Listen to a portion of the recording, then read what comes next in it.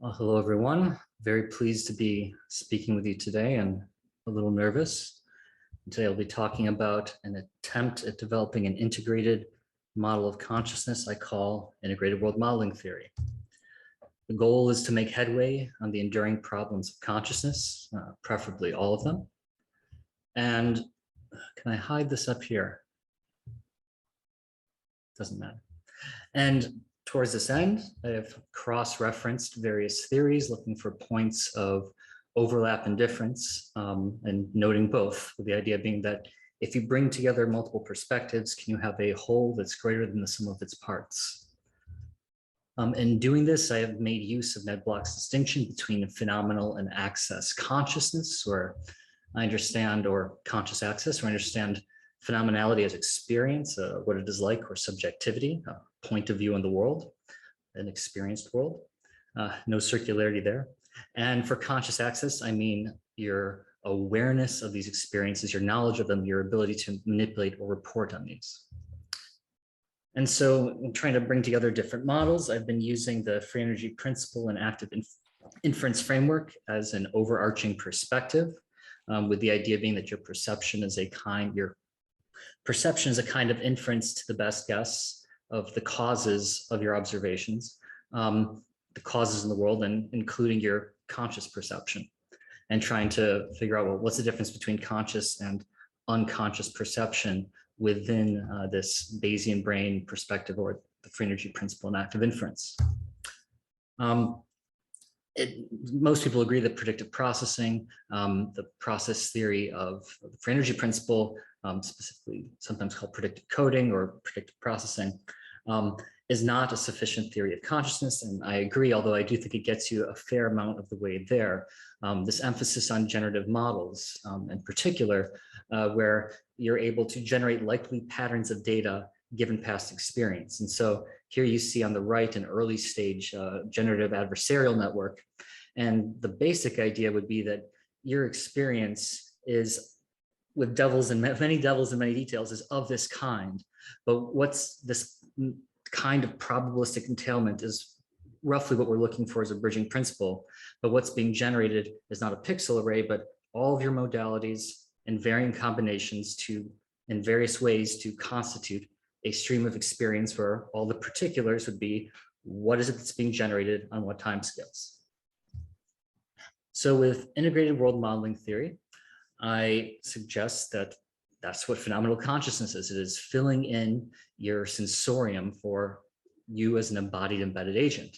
And I suggest that for this to be possible, you need certain coherence making properties, which I stole from Kant, of coherence with respect to time, space, time, and cause, where I understand space as locality, time as things changing at different proportions within some space, and causes regularities of these changes such that they can be tracked and modeled. So basically, for a system to entail consciousness and its functioning and its being, I want there to be, in some aspect of it, entailed things relative to things with particular properties. If I can't have that, I'm not sure what kind of world it is. Maybe you call it modeling, but I wouldn't call it consciousness. We could debate that. So in this integration attempt, I focused on integrated information theory and the global neuronal workspace theory and tried to bring those together. Specifically, I've looked at points of overlap between IIT and the free energy principle, viewing IIT as both a general systems theory and a model of consciousness, and functioning a little different in both respects. I end up not accepting IIT's stipulation that the realization of the axiomatic properties by postulated mechanisms are sufficient, but rather they might be very likely necessary for consciousness and might help us to identify the physical and potentially computational substrates of consciousness. But we're not accepting the sufficiency claim, and so sidestepping certain implications that are, I would say, maybe quasi-panpsychist. But with respect to bringing it together with GNWT, this is largely focusing on this is largely achieved, I hope, by suggesting that both theories are correct, but talking about somewhat different things. IIT focusing on phenomenality, and GNWT focusing on conscious access. And so they might also both be correct with respect to the physical substrates of what they're talking about, with IIT saying that you might have the posterior hot zone as a basis for phenomenality, and GNWT saying that we need the frontal lobes in the mix if we're going to have something like conscious access. Although GNWT, I go back to, I guess, the bars is more GWT idea, and I interpret it more generally as basically this arena for Bayesian model selection, where the winning interpretation iteratively generated is your stream of experience. And so you could think of the posterior hot zone as a kind of fairly global workspace in this view. And so that would be another potential point of compatibility. So in trying to make further headway, somewhat akin to Anil Seth's real problem perspective, the idea is a kind of like Marian neurophenomenology. Basically, trying to get core aspects of experience and cross-referencing those with explanations on computational or functional, algorithmic, and implementational levels of analysis. And then from there, if the bridging principles are thick enough and the connections rich enough, we might begin to have some satisfying headway on the hard problem. I guess that's a little bit different from the real problem framing. So in terms of these bridging principles, I've been looking at different machine learning architectures and interpreting cortical predictive coding or processing as potentially being thought of as a kind of auto-encoding.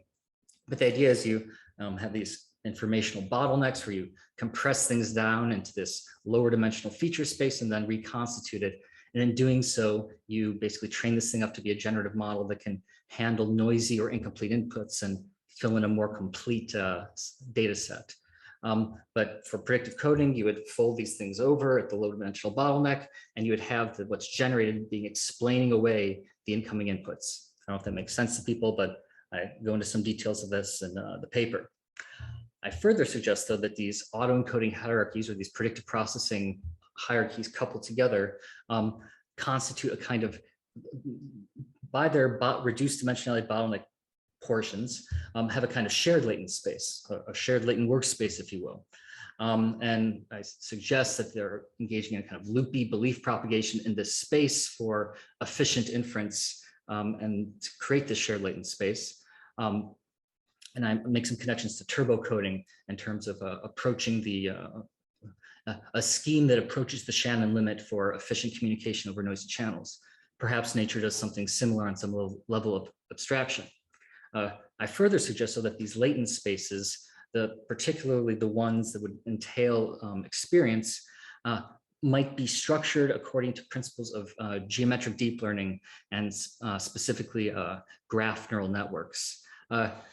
Don't know how much I'll be able to get into this claim, but there's a preprint of the paper and review at Frontiers where I go into some details on this. But the idea is that the workspace might actually itself be a kind of space, and that spatial modeling is providing a computational and algorithmic lingua franca across these otherized specialist processes where they can come together for spatial temporal modeling.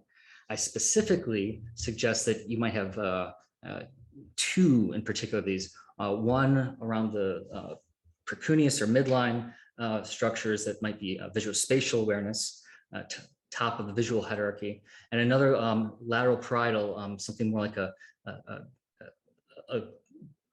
mesh graph neural network, something more like the pose of a figure or the lived body. So turbo codes, we just discussed that.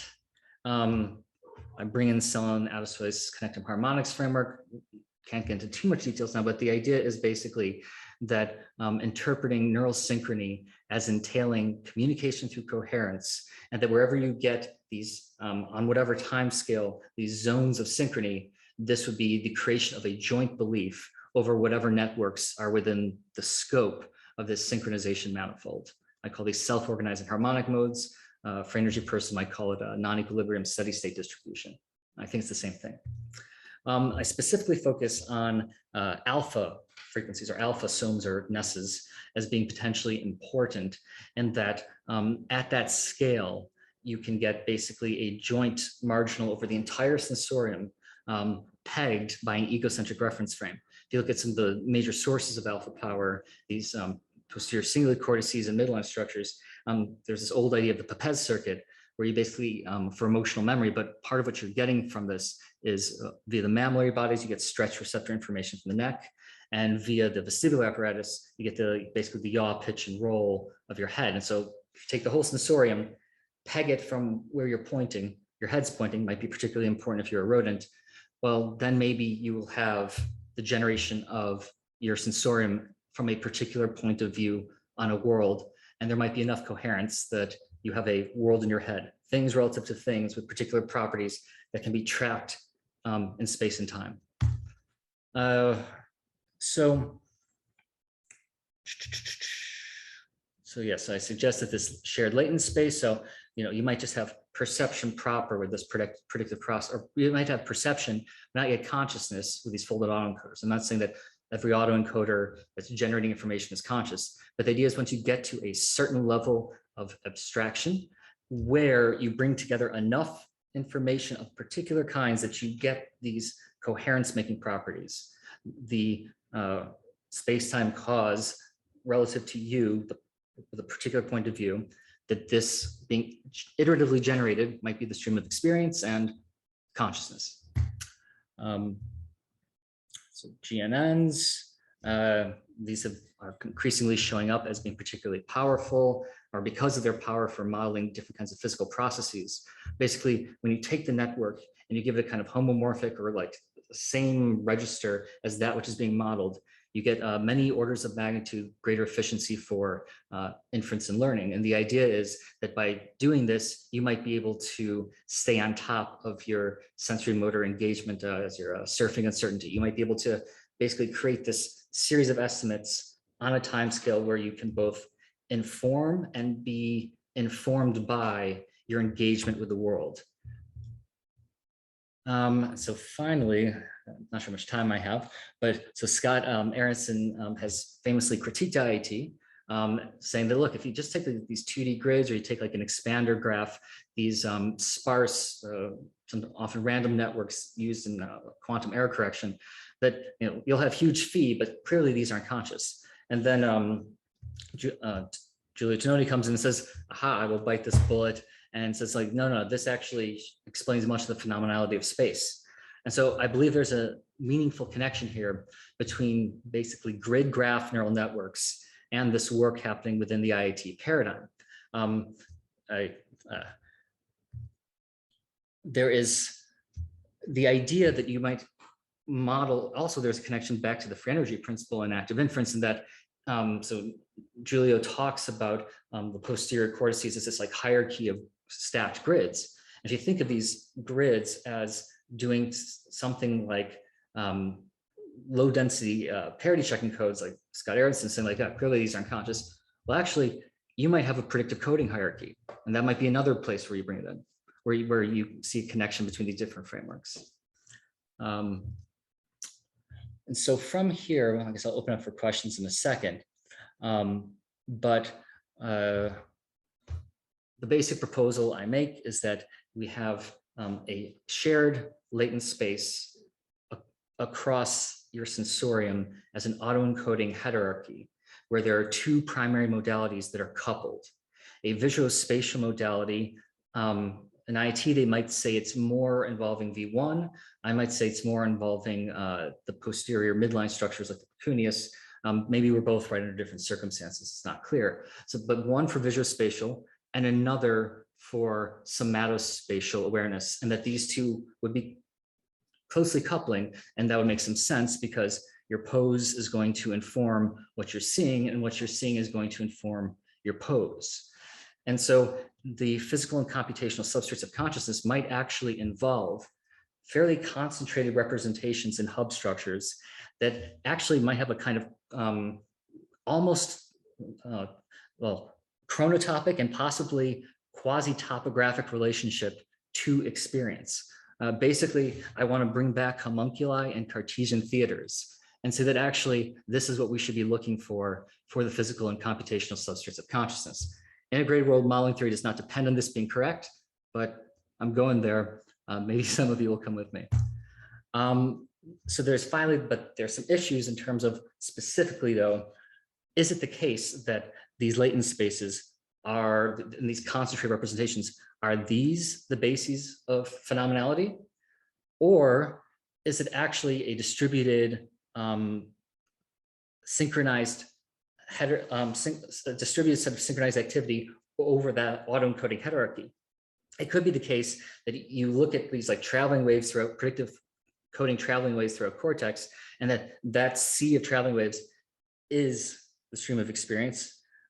If you coarse grain it, maybe at alpha frequencies or within their beta, that actually would be the stream of consciousness. Or it could be the case that it's only the updating within this inner like graph neural net portion, or it could be the case that it's the both of them. I do not know.